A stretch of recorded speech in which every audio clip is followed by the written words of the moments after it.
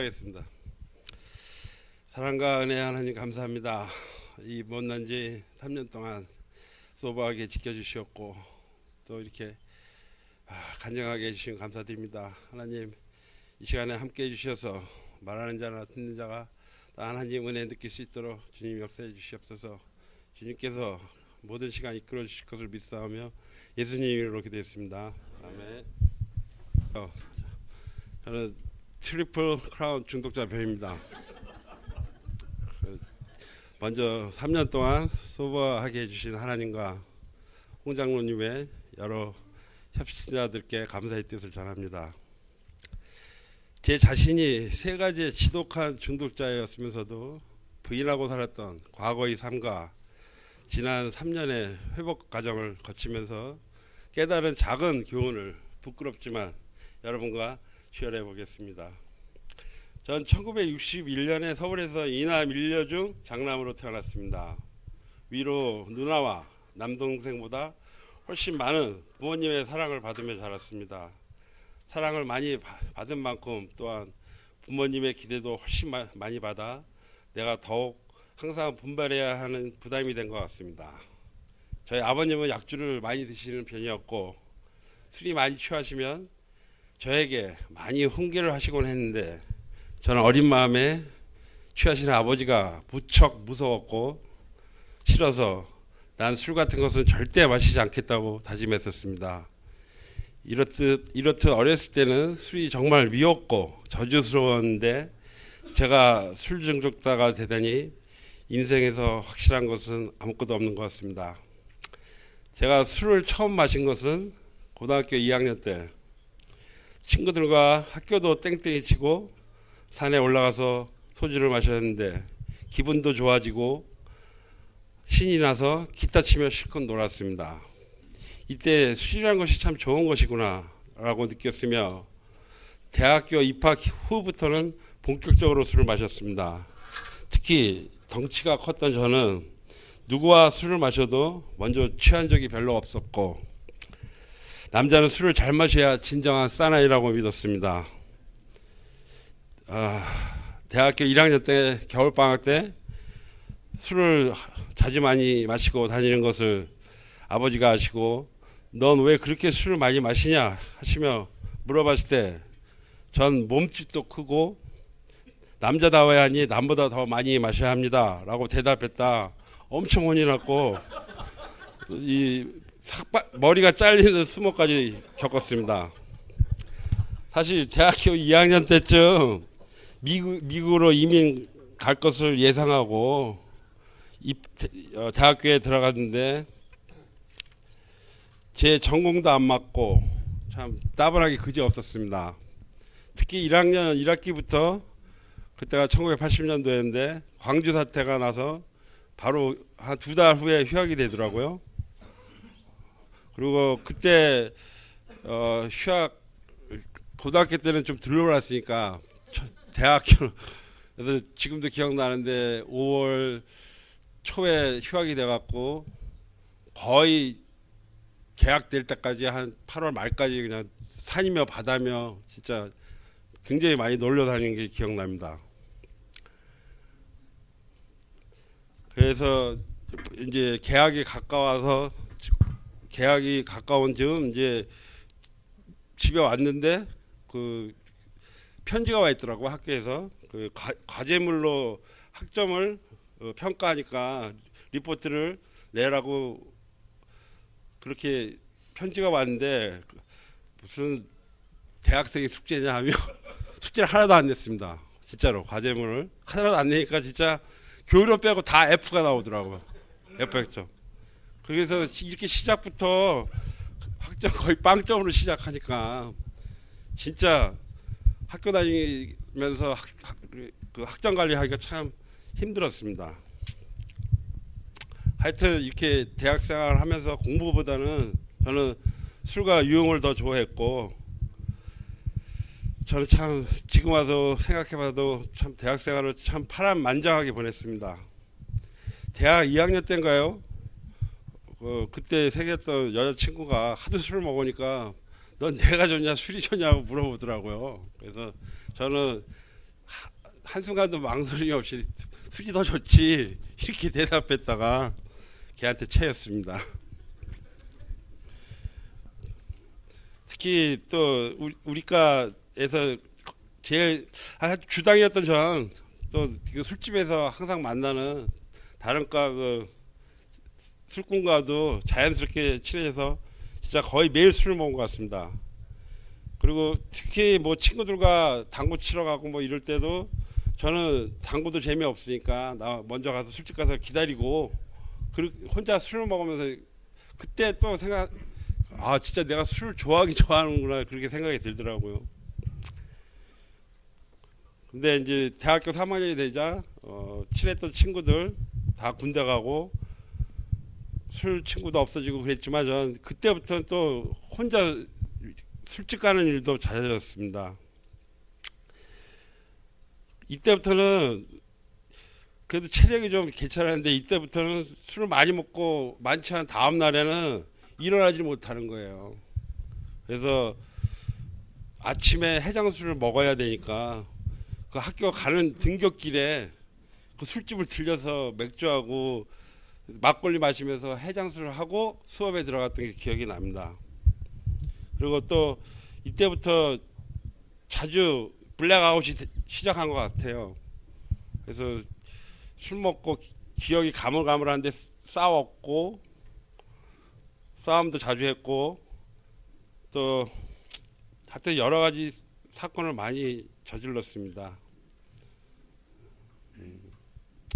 이렇게 술 먹고 싸움도 자주 하고 여러 사건 겪으니까 또 학점 관리에도 실패해서 사실 저는 8학기가 아니라 한 학기 더해서 9학기로 졸업할 수 있었습니다. 하여튼 84년 여름에 졸업을 하고 이제 군에 신체 검사 받고 영장 받기 2개월 앞에 2개월 앞둔 12월 그해 84년 12월에 저희 가족은 그렇게 기다렸던 미국에 올 수 있었고 저는 새 희망의 이민 생활을 시작했습니다. 그 오렌지 카운티 가든그로브에서 시작한 미국 생활은 처음에 정말 재밌고 활기찼습니다. 언어 장벽도 못 느꼈던 저는 바로 리코스토어 매니저로 취직이 됐고 낮에는 오렌지 자동차라는 곳에서 자동차 세일즈맨으로 밤에는 리코스토어에서 밤 새벽 2시까지 열심히 일했습니다. 온갖 술이 가게에 지천으로 있었지만 금주했던 저를 보시고 부모님은 한국에서 그렇게 속삭였던 제가 미국 가서 진짜 잘했다며 흐뭇해하신 것이 기억납니다. 하지만 자동차 세일즈에서 오는 스트레스와 손님들과 식사 자리에서 시작되는 음주는 저를 다시 예전의 술꾼이로 돌려놓았습니다. 특히 밤에 리코스토어에서 일하면서 주인의 묵인 아래 매일 먹었던 술과 그리고 그때 건너편 횟집 오동도 사시미는 저희 저녁이 돼버렸습니다.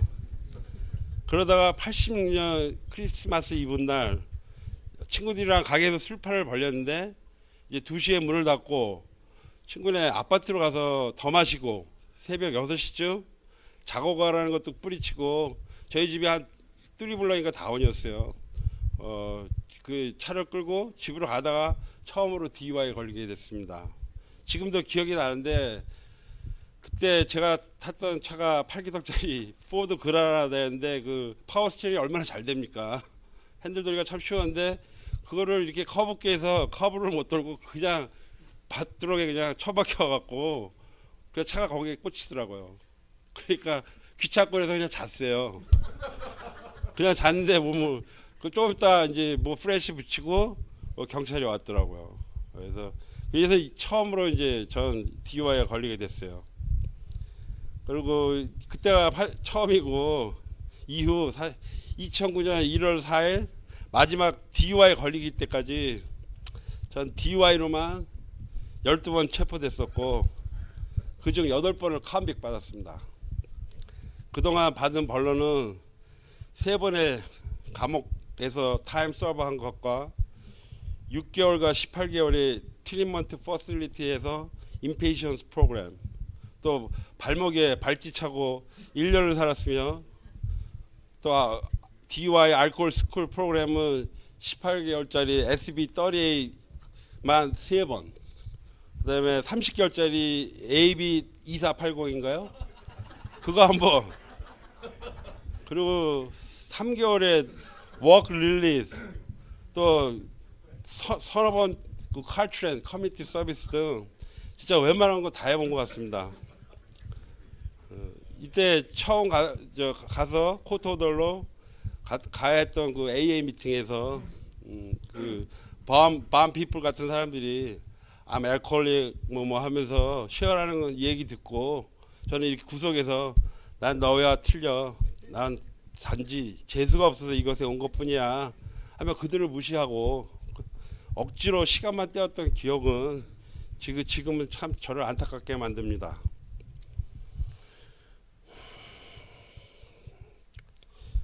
거기다가 또 고액의 변호사 비용, 그다음에 보석금, 또 벌금으로만 소비한 돈만 대략 따져보니까 한 6만 불도 넘게 된 것 같습니다. 하여튼 이런 경제적 손해는 이렇다 치고 또 술로 인해 악화되는 가족과의 괴리감과 지인들과의 단절, 제 자신의 절망감으로 저는 점점 더 술 중독에 빠져든 것 같습니다.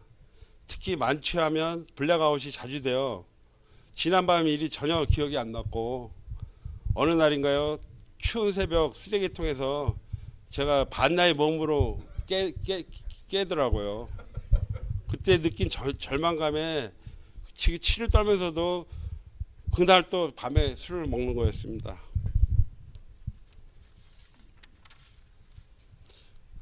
그래도 낮에는 일하느라 술을 안 마셨는데 나중에는 일하는 제 가게에서도 술을 마시고 그렇게 하다 보니까 손님들과 시비하고 막 이러니까 거기 그 수아민몰의 매니저 친구인데도 저한테 경고를 주더라고요.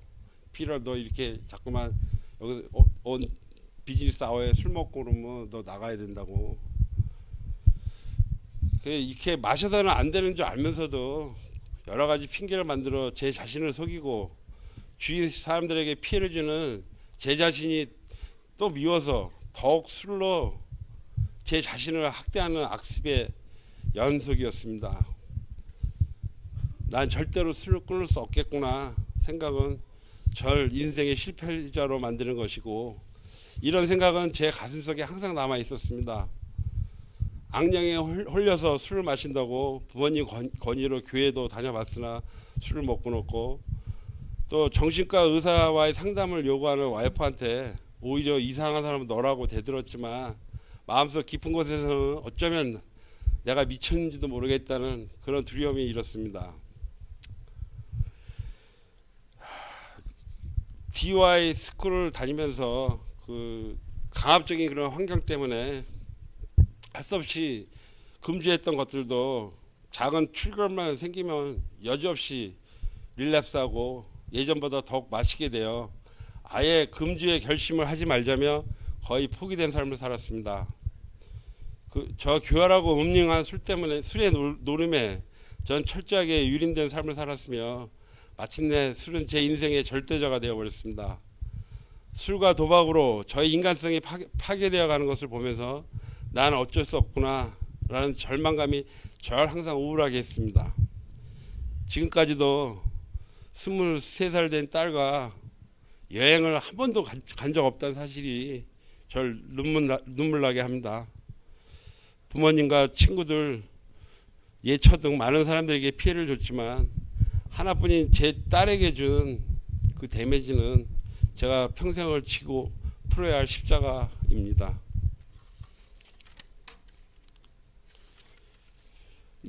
이제 술 얘기 그만하고 마약과 도박에 대해서 얘기해 보겠습니다. 제가 코케인 파우더를 처음 해본 때는 80년 봄에 그 준이라는 가든글로브에 있는 술집에서였습니다.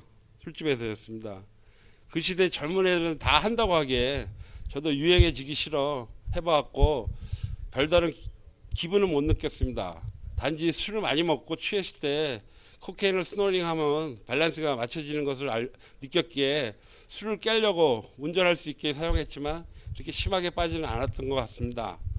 또 86년 여름 동료 세일즈맨을 따라 처음 가본 것이 바이스클 카지노였는데 그때 처음 배운 패가 포크는 가끔 저 혼자 가서도 즐기게 됐습니다.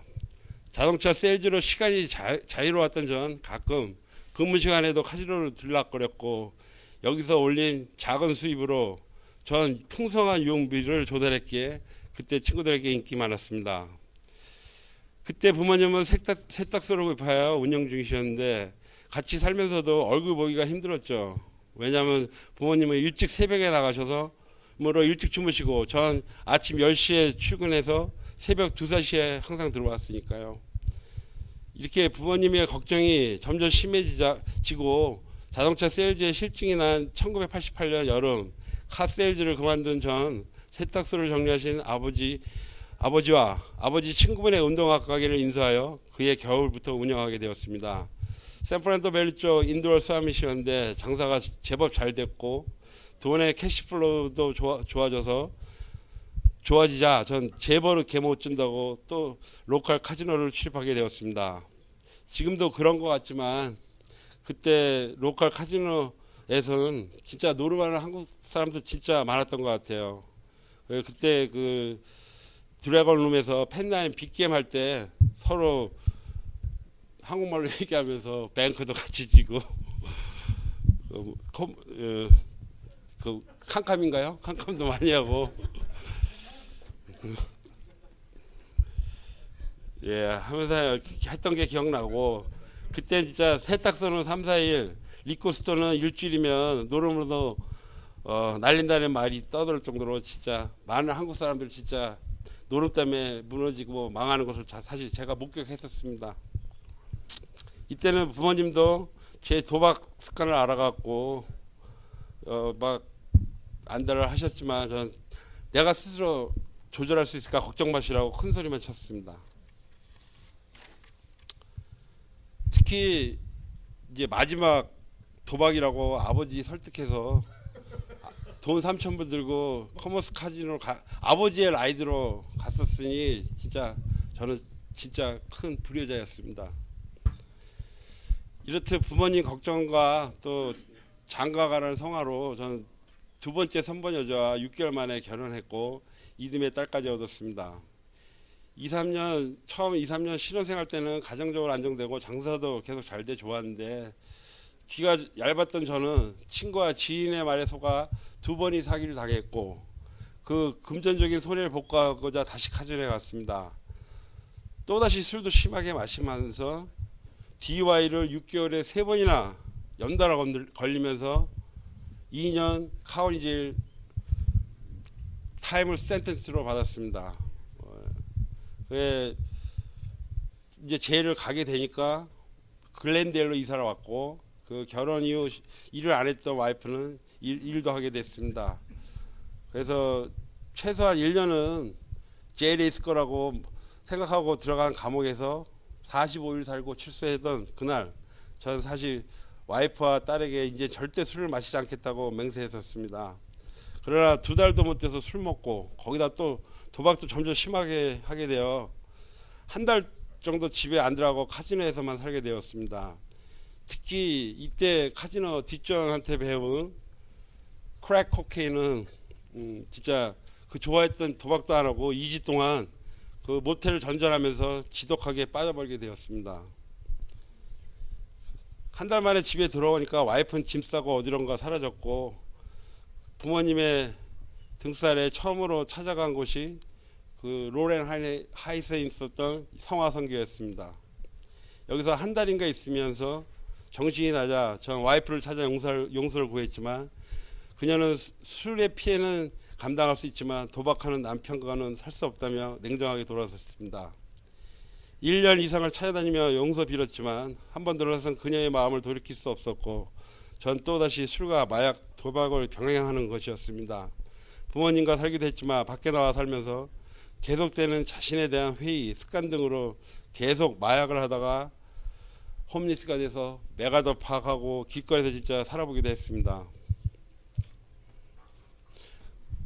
그러던 중 마약을 사다가 경찰이 파놓은 함정수사에 걸려 저는 코트 케이스로 도움받고자 체킨한 것이 나눔 선교회였고 그때가 1999년 8월경이었습니다.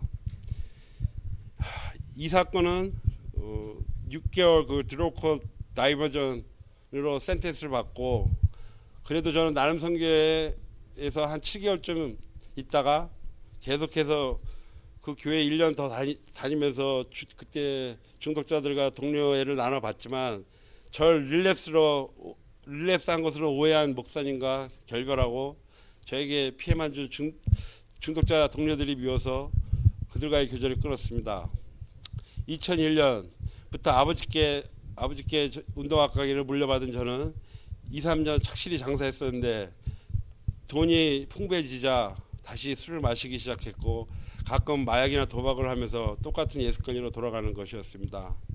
또 DUI도 또 걸리기 시작하고 특히 이때 2번이나 교통사고로 제 차를 토탈냈는데 한 번도 저는 안 다쳤고 또 누구도 안 해친 것은 진짜 하나님의 은혜라고 믿습니다. 다시 안정 찾고 두 번째 결혼한 것이 2007년 1월이었는데 이때는 세 번째 DUI가 걸렸어서 그 앵클에 디바이스 차고 있었습니다. 그래서 술을 못 먹었는데 그 만나지 전에 2주 만에 결혼을 했어요. 그 결혼과 시작한 결혼 생활에서 그 배우자하고 그 불화로 저는 결국 술을 안 먹은 지 16개월 만에 또 술을 먹기 시작하고 그 2년 동안 같이 살았는데 그동안에 3번이나 가출할 정도로 늘 불안한 생활을 이어갔습니다.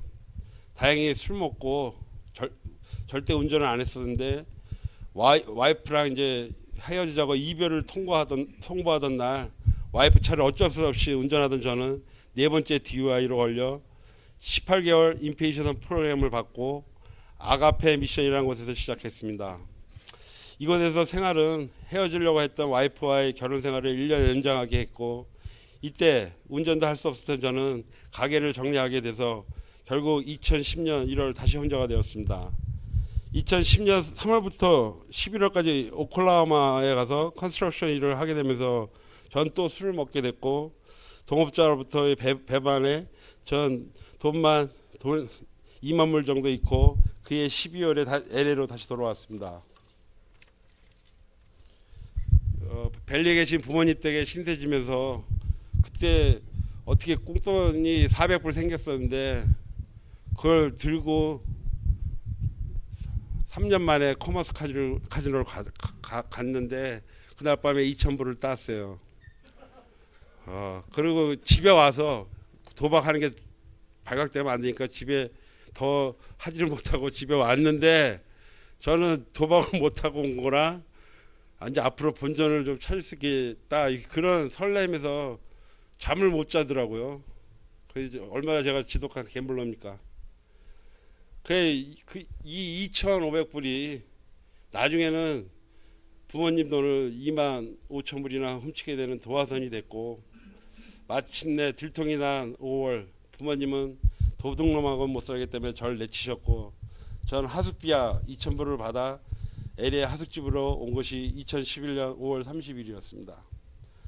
저는 그 다음 날부터 하룻밤 사이에 못 먹던 술을 8병이나 마시고 바로 또 커머스로 가서 24시간 노름하면서 술을 더 먹고 나중에 다 잃고 빈터터리가 돼서 하숙집에 돌아왔고 그날부터 저는 삶을 포기하고 술만 마셨습니다. 돈이 다 떨어지자 엑스와이프, 부모님, 후배, 친구들에게 전화로 구걸해서 송금 받아갖고 그 돈 갖고 술 마시기를 한 달간 계속했는데 진짜 정말 죽고 싶은 마음 들었습니다. 나중에는 진짜 몸도 못 가누고 누워 있고 술 먹고 그러니까 소변도 조절을 못 하더라고요. 그러던 어느 날 저는 옛날에 믿었던 하나님이 생각났고 아직도 절 사랑한다는 음성을 가슴으로 느꼈습니다. 그때 옛날 한번 들어봤던 감사의 집이라는 곳이 생각났고 내 생에 처음으로 중독을 끊겠다는 독한 마음으로 감사의 집에 체크인한 것이 3년 전 오늘이었습니다. 이후 감사의 집에서 살면서 미링을 진지하게 다니게 되었고 나야말로 지독한 중독자라는 것이 깨달아지면서 진정한 회복의 첫걸음을 떼놓을 수 있었습니다. 또 12 스텝을 진행하면서 하나님과의 관계, 내 자신을 다루는 방법, 또 내 이웃과의 올바른 관계 등을 배우면서 나도 중독에서 회복될 수 있다는 희망이 생겼습니다.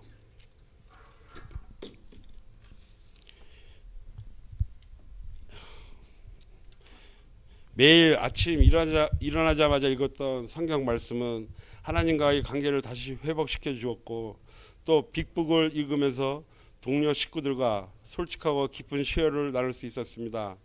특히 일주일에 한 번씩 있었던 감사의 집 하우스 미팅은 보통 4시간에서 5시간씩 계속되었지만 홍 장로님의 강의와 구체적인 경험은 제 자신을 깨우치게 하는 매우 귀중한 시간이었습니다. 이렇게 제 자신이 영적으로도 풍부해졌고, 또 감사의 집의 훌륭한 식단은 제 체중을 20파운드나 늘어나겠습니다. 이렇게 약 2년 2개월 동안 지냈던 감사의 집에서의 생활은 너무 빨리 지나갔고 지금도 제 집처럼 느껴집니다. 그리고 3번의 그레이스 TD에서 경험했던 팀 멤버로서의 봉사는 내 자신만을 위해 살았었던 지난날의 삶이 부끄럽게 만들었고, 남을 위해 사는 봉사의 삶이 결국은 제 자신에게 유익이 된다는 것을 깨닫게 해주었습니다. 또 중독자의 인생에 있어 첫째도 회복, 둘째도 회복이 제일 중요하고, 회복이 있은 후에야 다음 단계로 전진할 수 있다고 믿습니다. 회복이 없이 생긴 재물은 오히려 회복을 방해하는 것임을 제 인생을 통해서 또 주변 중독자들의 재발을 보면서 다시 한번 느끼게 됩니다. 그동안 다녔던 미팅에서 제가 깨달은 것은 회복 생활을 오래한 선배 중독자들의 공통점은 옛날의 인생을 청산하고 새 인간으로 트랜스폼 된 것임을 알았습니다. 자기 자신한테 한없이 겸손하고 남과 미팅을 배려하는 그들 모습에서 나도 저렇게 변해야지 진정한 회복을 이뤄갈 수 있다는 것을 배웠습니다. 중독은 누구나 가질 수 있는 영적인 질병이고, 누구라도 12 스텝을 이수하고 회복의 원칙을 따라가면 정상인으로 돌아갈 수 있다는 것을 깨우치게 되었습니다. 즉 지금까지 중독자의 잘못된 내 삶을 솔직히 인정하고 위대하신 하나님의 인도하심에 절대적으로 순종하며 협심자들과 교제하며 미팅을 꾸준히 다닌다면 죽는 날까지 소버하면서 살 수 있습니다.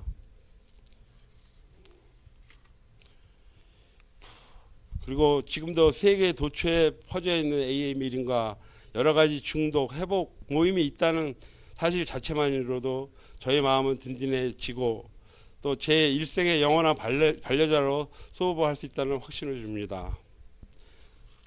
14년 전에 나눔 선교에서 친했던 한 중독자 형제가 고백했던 말이 기억납니다. 그가 말하기를 우리는 돌아갈 수 없는 다리를 건너간 사람들이라고. 하지만 이제 전 외칠 수 있습니다. 우리 중독자들은 다시 회복의 위치로 돌아갈 수 있다고. 그 다리가 아무리 험하고 멀어도 위대하신 하나님께 순종하며 정직과 겸손히 회복 정신만 실천한다면 꼭 건너갈 수 있다고 외치고 싶습니다. 그 길만이 우리가 살 수 있고 이 험한 인생에서 승리할 수 있는 하나님께서 예배해 주신 유일한 천국의 길이라고 믿습니다.